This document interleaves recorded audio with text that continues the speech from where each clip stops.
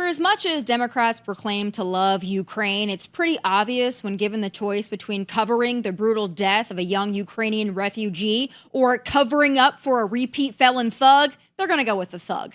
Iryna Zarutska fled Ukraine after Russia's invasion and sought refuge in the United States of America, specifically Charlotte, North Carolina.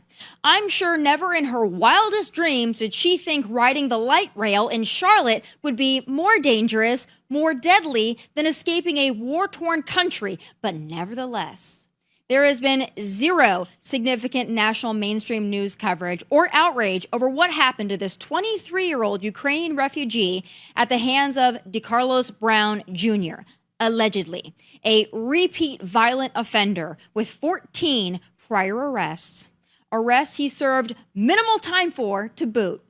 Well, he allegedly stabbed her to death unprovoked for no reason whatsoever. And after he her, he calmly removed his hoodie. He exited the train like nothing happened. Totally and completely chill. Just look at that.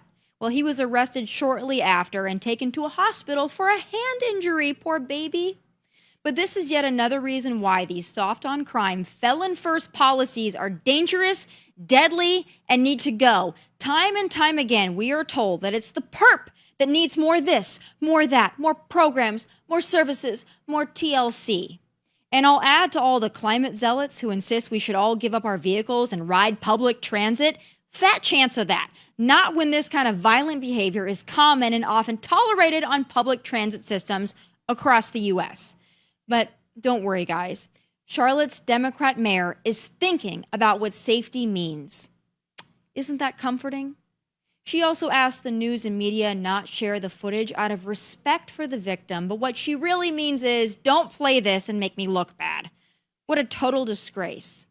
And while the case of Iryna Zarutska is getting a lot of attention online, as it should, she sadly is not some rare case, folks.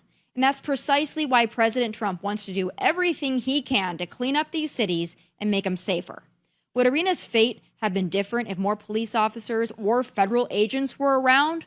What about if that psycho thug felon had been locked up and kept there after his first, 5 offenses?